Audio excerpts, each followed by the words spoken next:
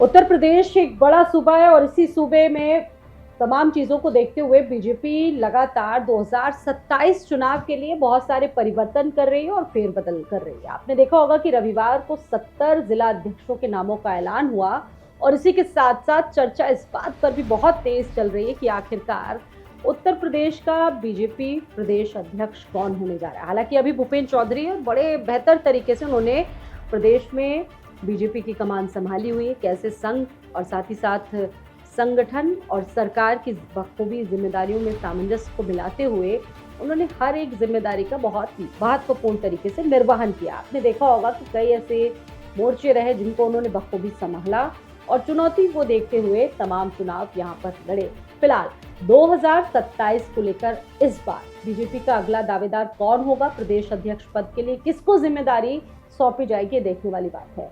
हालांकि इस बार चर्चाएं ये भी तेज है कि ब्राह्मण को भी जिम्मेदारी दी जा सकती है, ब्राह्मण चेहरा या फिर ओबीसी चेहरा, इसको लेकर बहुत सारी चर्चाएं चल रही हैं। अब आप भी जानते होंगे कि जिला अध्यक्षों की घोषणा हुई, उसके बाद मिशन 2027 के लिए ओबीसी या फिर बीजेपी चेहरा, उस पर दांव लगाया जा सकता है।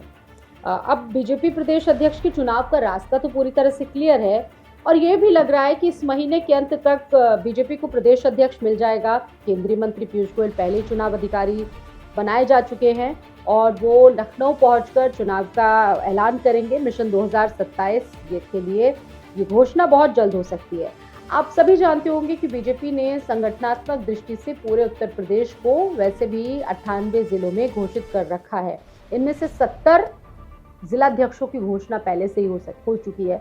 आपने देखा होगा कि जिलाध्यक्षों की घोषणा में भी किस तरीके से खींचतान देखने को मिली। लगभग 3 महीने तक पूरी प्रक्रिया चली और फाइनली 70 लोगों का नामों का ऐलान हुआ और अब ये माना जा रहा है कि पार्टी के प्रदेश अध्यक्ष का चुनाव करने के लिए जो कंडीशंस थी वो भी लगभग पूरी हो चुकी है।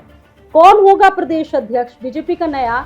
बहुत सारे नाम आपने भी सुने होंगे, हवाओं में जो तैर रहे हैं वो नाम कौन कौन से होंगे, क्योंकि ये इसलिए भी महत्वपूर्ण है क्योंकि 2 चुनावों के दौरान पार्टी ने ओबीसी प्रदेश अध्यक्ष बनाए हैं और दोनों में ही ऐतिहासिक जीत दर्ज की है।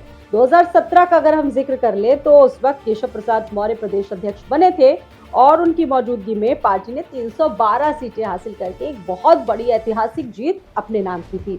2022 से पहले आपने देखा होगा कि स्वतंत्र देव सिंह को प्रदेश अध्यक्ष बनाया गया। उस समय भी पार्टी ने 255 सीटें जीतकर लगातार दूसरी बार प्रदेश में अपनी सरकार बनाई। और आपको ये भी पता है कि समाजवादी पार्टी पीडीए पर कितना जोर देती है। 2024 में भी पीडीए का काफी जबरदस्त क्रेज देखने को मिला और उस पीडीए के तोड़ को देखते हुए भाजपा ने भी पीडीए बनाने की कोशिश की है। सफल रहा बीजेपी का पीडीए दौर। पिछले लोकसभा चुनाव में ये फॉर्मूला काफी हद तक लोगों को पसंद आया। उसके बाद चर्चा यहाँ पर बीजेपी में तेज चल रही है कि पार्टी अपने कोर वोटरों को साधने के लिए ब्राह्मण प्रदेश अध्यक्ष बना सकती है, यानी कि पीडीए का एक अगड़ा इसमें शामिल किया जा सकता है। इसके दावेदारों में बस्ती के पूर्व सांसद हरीश द्विवेदी और पूर्व मुख्यमंत्री दिनेश शर्मा के नामों की चर्चा बहुत तेजी से चल रही है। हालांकि ये नाम हमारे अपने आंकलन के ऊपर है, बहुत सारे ऐसे नाम हैं जिन पर चर्चाएं बहुत तेजी से चल रही है। आपको क्या लगता है कि कौन हो सकता है बीजेपी का अगला प्रदेश अध्यक्ष? लगता है कि कौन बेहतर जिम्मेदारियां संभाल सकता है उत्तर प्रदेश संगठन की? कमेंट बॉक्स में जरूर बताएं।